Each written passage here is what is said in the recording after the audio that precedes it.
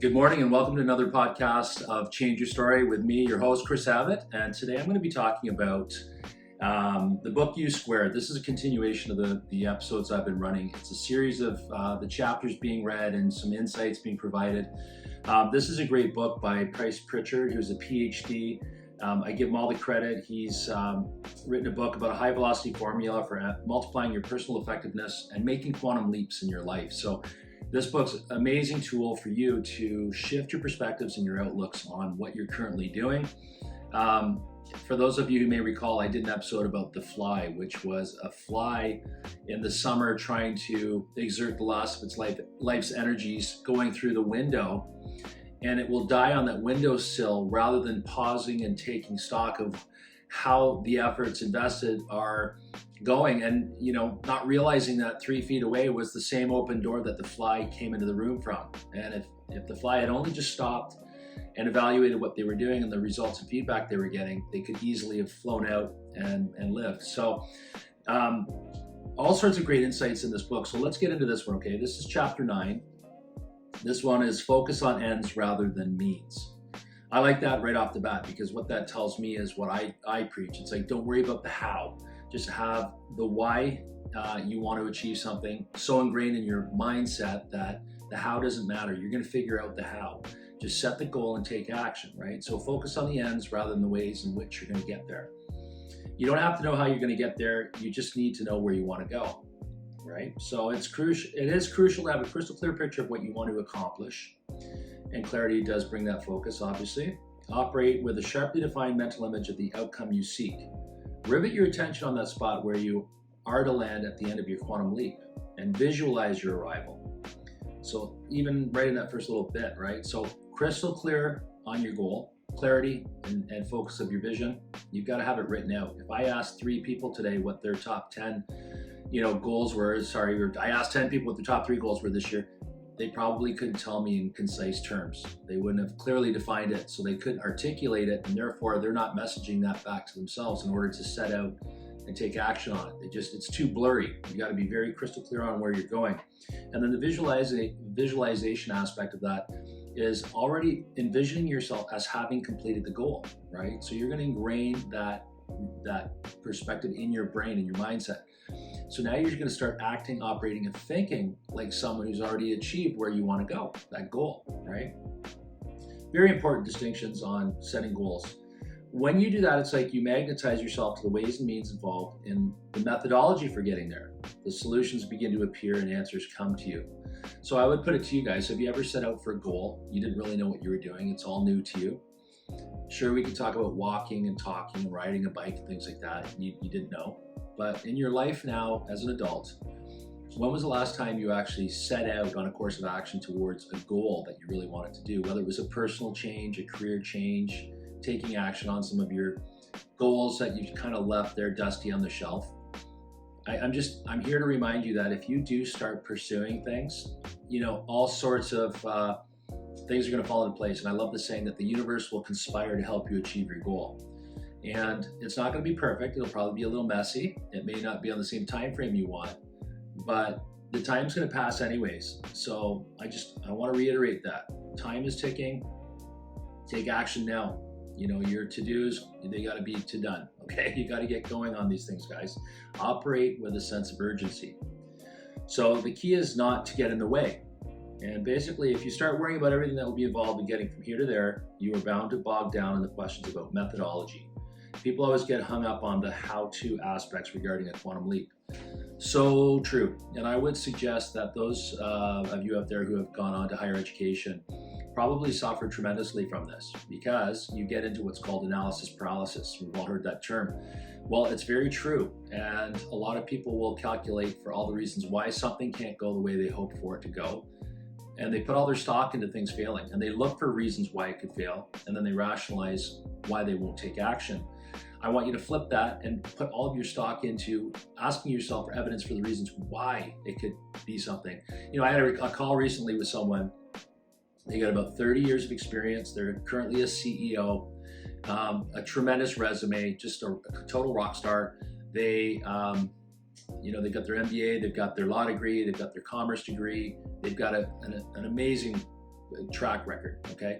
They applied for another role, and it was a very prominent role, and they questioned whether or not they were the right fit for it based on their skill sets and if they were qualified enough.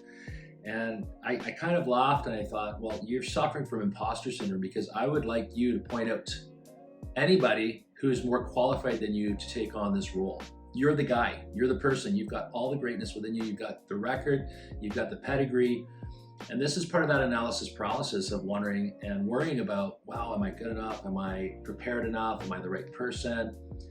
Stop thinking that way. Eliminate that from your mind altogether. You already have all the resources and tools you need. It's putting them to work and taking action, okay? And if you don't, or you're deficient in an area, you can outsource that, or you can partner with people, or you can learn. But don't ever let it limit the possibilities that are available to you, okay? So he says, skip it. The answers will come to you. And when they do, you probably will find them to be simple, streamlined solutions. So things are always easier once you get going. And again, that's not to say there won't be problems. I'll give you another example. There was an investor I knew. He wanted to do 12 residential property flips a year. He wanted to convert them to duplexes. He didn't have the money, so he wanted to seek out investors. Well, he figured, he'd assembled his team and he knew where the properties were he wanted to work on.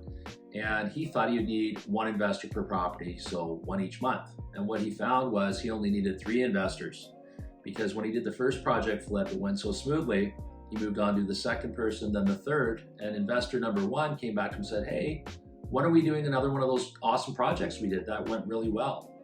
And what he found out was what he had anticipated wasn't the reality at all.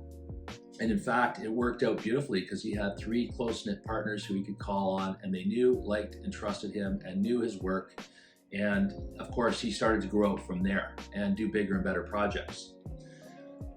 See, a quantum leap is more than you're already prepared to make.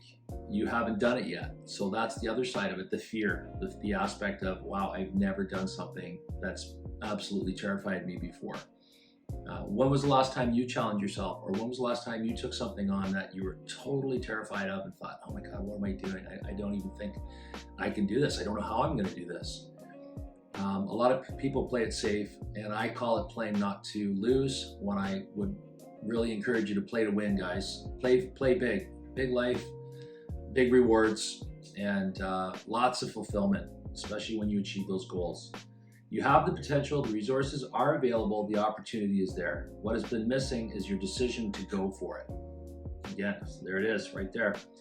Maybe this will help you frame the situation a lot better. The quantum leap is something you've been keeping from happening. It's not something you have to struggle to make happen. You don't really force it into existence, you just let it occur. The key is not to get in the way. So again, once you get on that track and you start going down the path, you're going to start meeting people who will advise you, the other people on the other side of a deal or a situation, whether they're a coach or a banker or a work partner. Everyone's going to put their resources and their value in the pot, and you're going to benefit from that. And your rough patches will help pull you through the big goals. When people always ask me that I'm working with, they say, I got to get really good at this, and they'll point out an area in their skill set that's really weak. I say, why do you want to get really great at something you're crappy at? Why would you invest the time? Outsource that. Leverage your time and your experience and your expertise in what you're great at. So for example, for a salesperson doing administrative tasks, why would you spend more time doing that or trying to figure out a more efficient way when you can actually hire someone who's great at that? So start changing your thinking a little bit around those sorts of things, guys. The quantum leap is the unexpected that comes to you with a sudden grace. You can open yourself to such a breakthrough, you can even invite it, but you can't make it happen by struggling harder or insisting on first developing the perfect plan. U2 is achieved through an intuitive, instinctive discovery process based on a sense of direction and pursuit. If you have the answers and structure and certainty up front, it's not a quantum leap. So in my training, I talk about the 3 types of goals. There's the A-type goal, B-type goal, C-type goal. A-type goal is something, if I were to say to you, what's your fitness goal? And you said, I want to lose 10 pounds. And you've done this many times before. It's not really a goal. It's just repeating a process that you can achieve. There's no joy or thrill in that. There's no growth involved. It's just doing ABC, getting XYZ. B-type goal is something that would stretch you just a little bit further. So for example, I might say, what if we did this, this, and this, and you were to get, a weight loss goal of 15 pounds, right? And you're like, oh, I think I could do it. Yeah, I could probably do a little more cardio and cut back on this and that. So it's a little bit of a stretch goal. Type C goal is something that you can't believe you're doing it. You're terrified. You're all hell's breaking loose in your mind because it goes against the grain in every way possible. You're up thinking about, oh my God, what did I do? How am I going to do this? That is where the growth occurs. And most people, I would argue, really haven't put themselves to the test based on their potential or their full capability. We always kind of just, well, maybe I'll push it a little more, right? And that's a whole other conversation about programming, conditioning, and so on.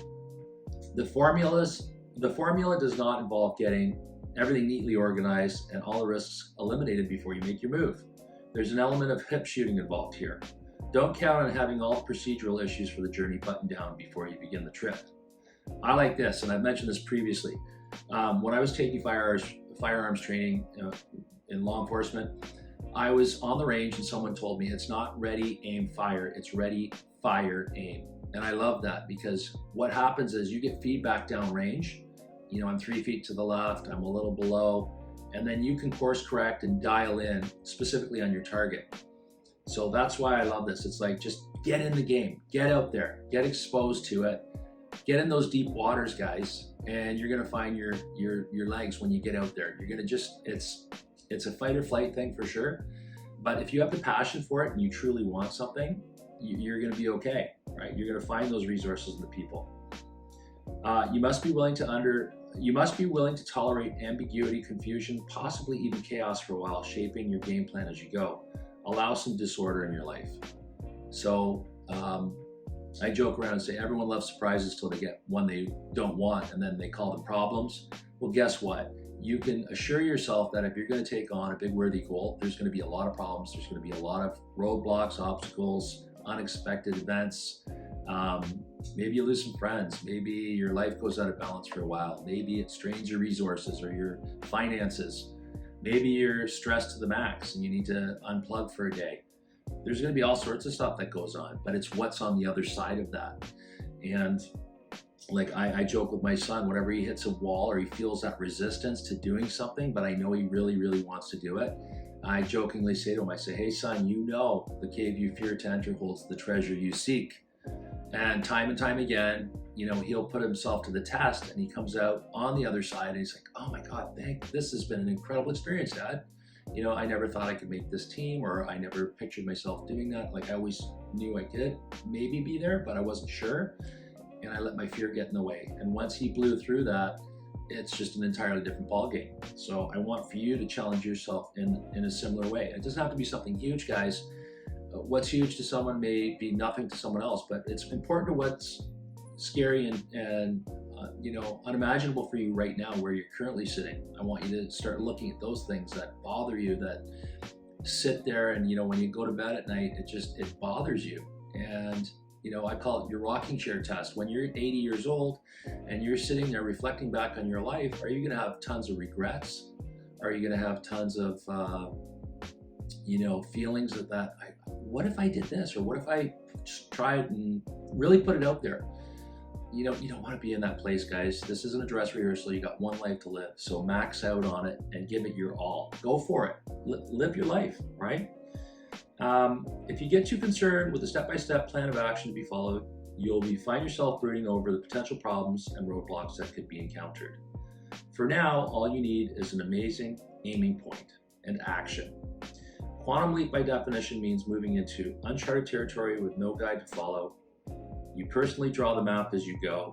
Look at it this way: you're not supposed to be concerned about what happens in the middle of a jump. It's funny. You're supposed to be thinking about where you're going to land. I love that. It's kind of like we just had a snowstorm here. I live on a mountain, and when I was coming down the mountain, there were 5 light posts that were taken out. And there's quite a bit of space in between all those light posts. And I just kind of chuckled to myself and thought, it's one of those things where in life you hope for something not to happen, but you're thinking about it, you're putting all your focus and energy and attention on it, and it happens. It's like you manifest this, right? So I look at these light posts that get knocked down, I thought, how did that person hit that light post dead center when they could have gone left, a foot or a right foot, and they would have been completely fine, but no, they smashed right into it. So don't stare at the worry or the obstacle.